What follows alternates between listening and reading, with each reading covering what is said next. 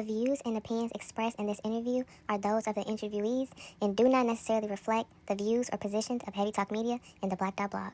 HeavieTalk Media and TheBlack.Blog do not endorse any products, services, or businesses advertised and is not liable for any products or services purchased. Welcome to the National Black Business Month interview series. I'm your host, Heaven Charnice. Just start with giving us some background. Who are you for those who may not know you? Yes. So my name is Latania Franklin, born and raised in Chicago, and I am a licensed clinical social worker. I've been a social worker last month, 10 years. Oh, wow, congratulations. Thank you. I was like, oh wow, I'm a seasoned social worker. But I am the owner of the Self Inside PLLC. The Self Inside is a space for Black women to heal from intergenerational trauma and racism. I provide individual therapy, workshops. I'm also a Reiki practitioner as well as support groups. It's a little bit of everything. A little bit of everything. And I'm also from Chicago, so shout out Chi-Town. So what led you down this career path? Like what made you want to become a social worker? Yeah, so I love this question because I didn't realize it until I was like sitting down writing my bio or doing things for my website back in 2020. But I think, to be like really honest, that I was born to be a social worker.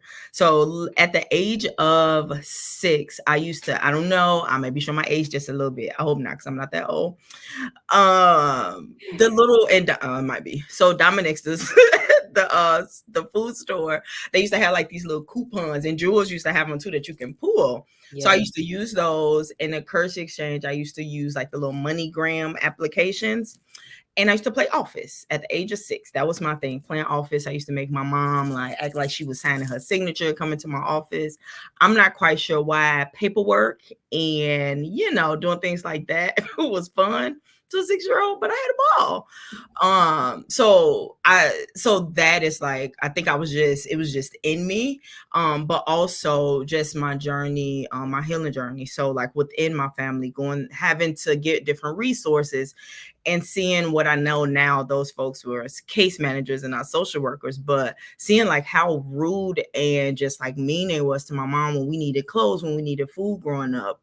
And really, again, at a really young age, like I'm gonna do something that's gonna help other people. I'm not gonna be rude. So I'm gonna figure that out. And so that's really was my entryway into social work. To the Self Inside is a different story, but I don't know if that you want me to answer that as well.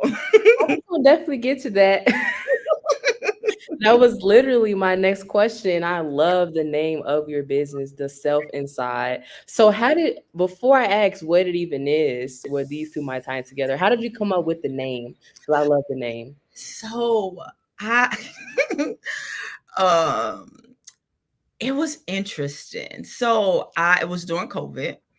Sitting on the couch, I was playing around with names. Once I had decided I want to go out on my own and start my own practice of working with Black women and what that would look like, I was like, I need a name, God. Like I need a name. So I was playing. It was something like Truth, Into the Truth, something. I don't know. It was real good, but I was like, no, none of those hit.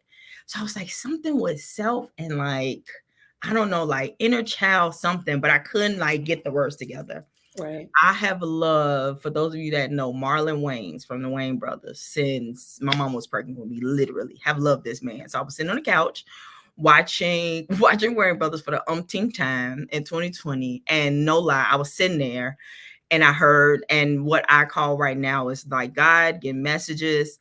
I was sitting there and it said The Self Inside, just as There you plain go. as day. And I was like, I'm sitting on the couch. That's it. I said, oh, that sounds good. This was a preview of the interview. Watch the full interview for free on HeavieTalk Media's Patreon. See you there.